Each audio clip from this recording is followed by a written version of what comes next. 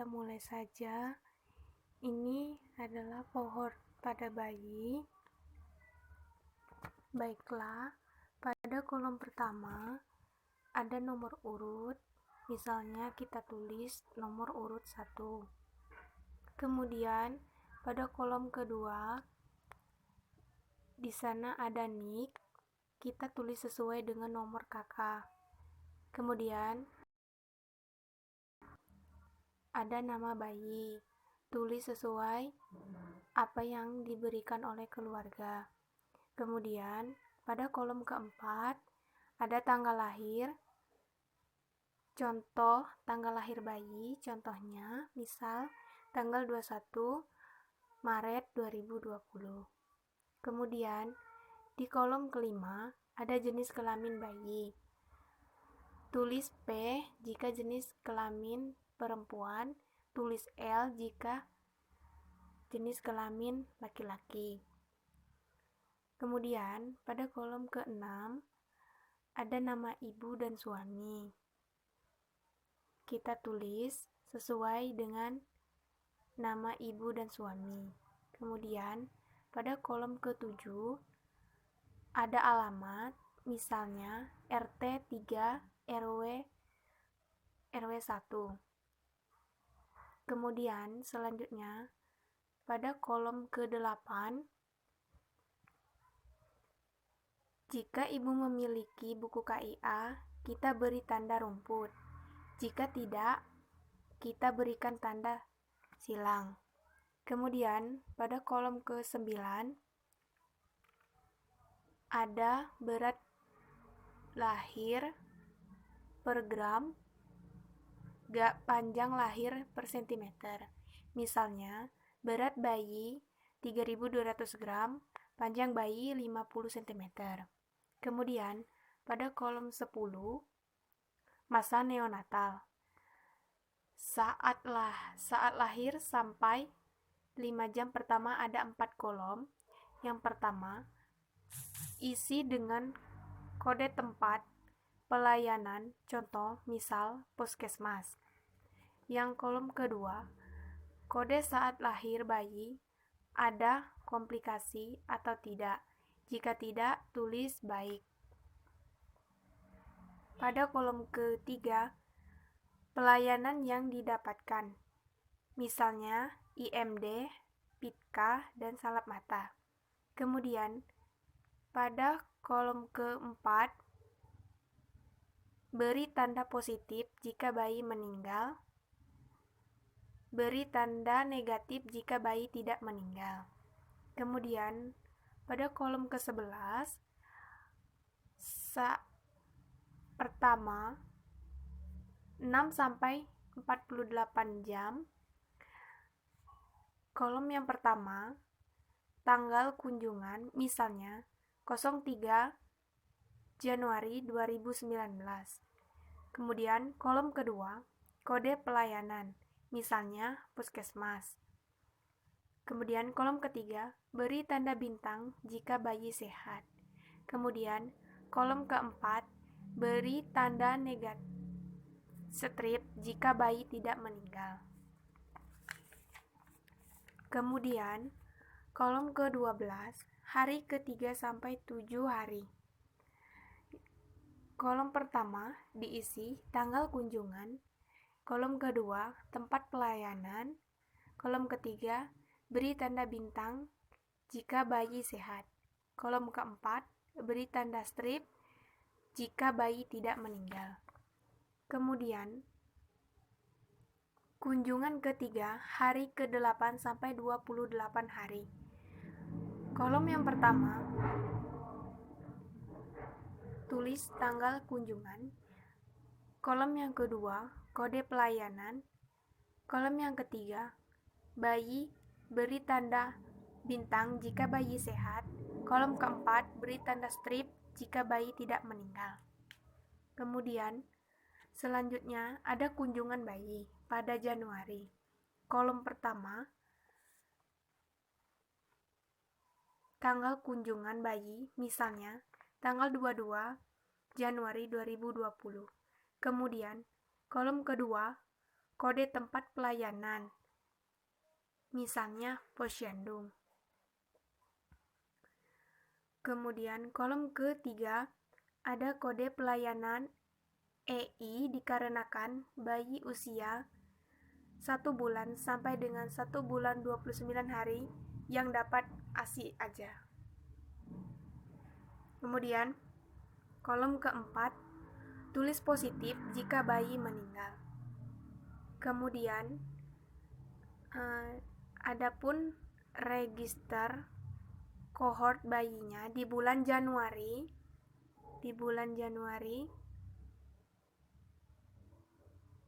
maka yang diisi hanya Januari saja.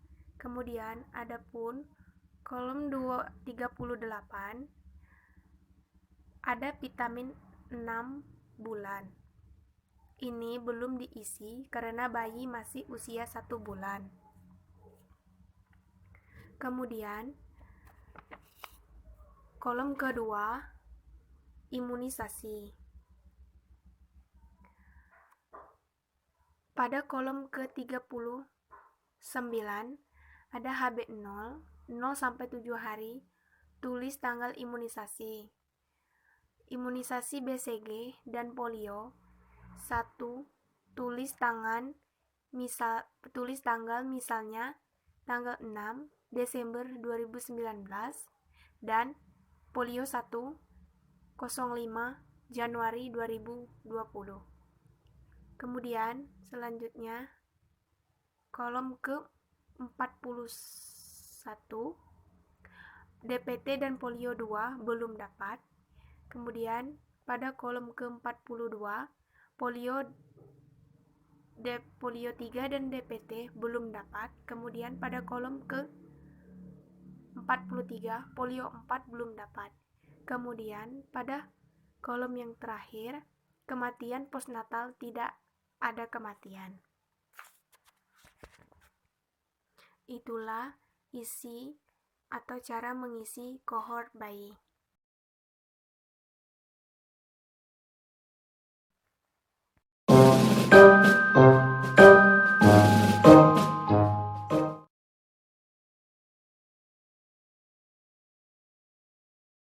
Baiklah, kita langsung saja.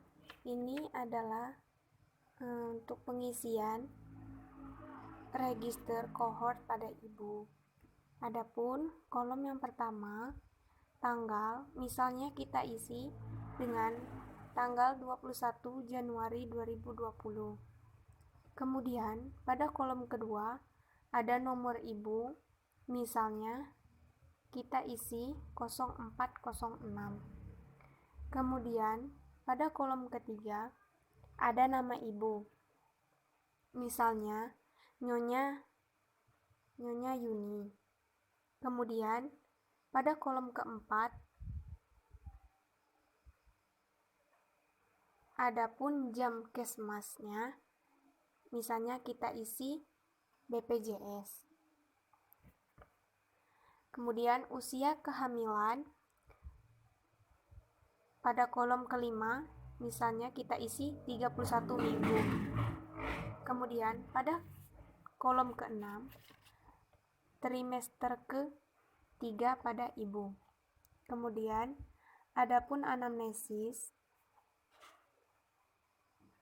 kita isi misalnya ibu merasakan pusing. Kemudian pada kolom ke-8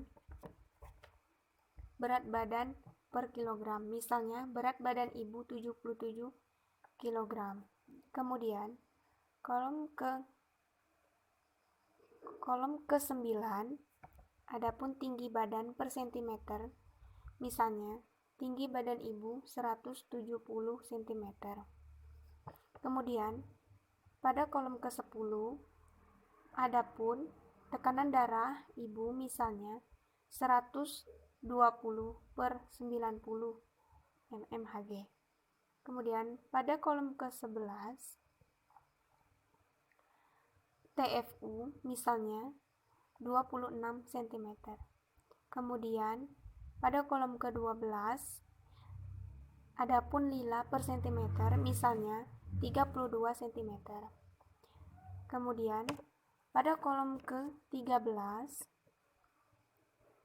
status gizi tulis N jika normal, M jika malnutrisi. Kemudian adapun kolom ke-14, refleks patella ibu misalnya positif.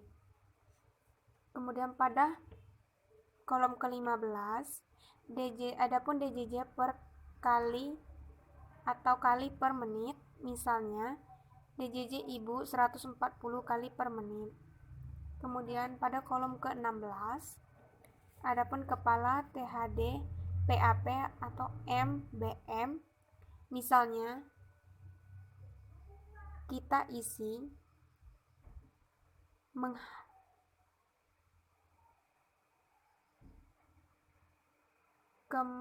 kepala menghadap PAP, M jika sudah masuk, BM jika belum masuk.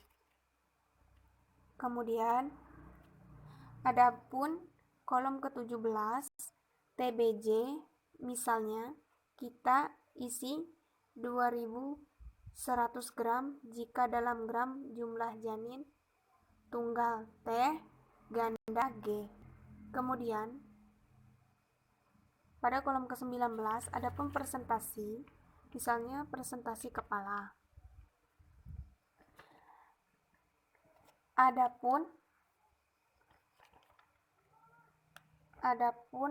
pada kolom ke-21, status imunisasi TT2 lengkap.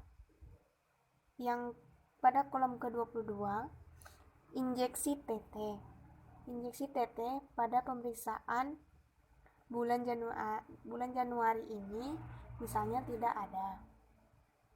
Kemudian adapun pada kolom 23, catat di buku KIA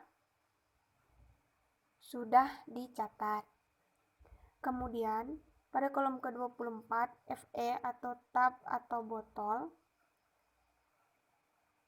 misalnya pemberian makanan tambahan tidak ada. Kemudian adapun kolom 25, HB, GR atau DL, misalnya 11/5 gram. Kemudian adapun kolom ke-26, protein urin ibu misalnya negatif. Kemudian pada kolom 27, gula darah, pemeriksaan laboratorium gula ibu misalnya negatif. Adapun kolom ke-28,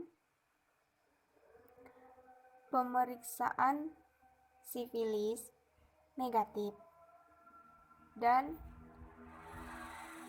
intraprogram MTCP,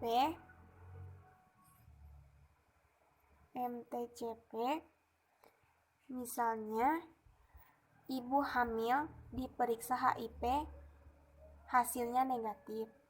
Kemudian pemberian obat ARP misalnya tidak diberikan. Kemudian lek malaria negatif atau tidak diberikan. Kemudian kelambu berinsektisida tidak diberikan. Kemudian TB hasilnya negatif, obat TBC tidak diberikan. Kemudian resiko terdeteksi oleh kesehatan. Adapun komplikasi, yang pertama HDK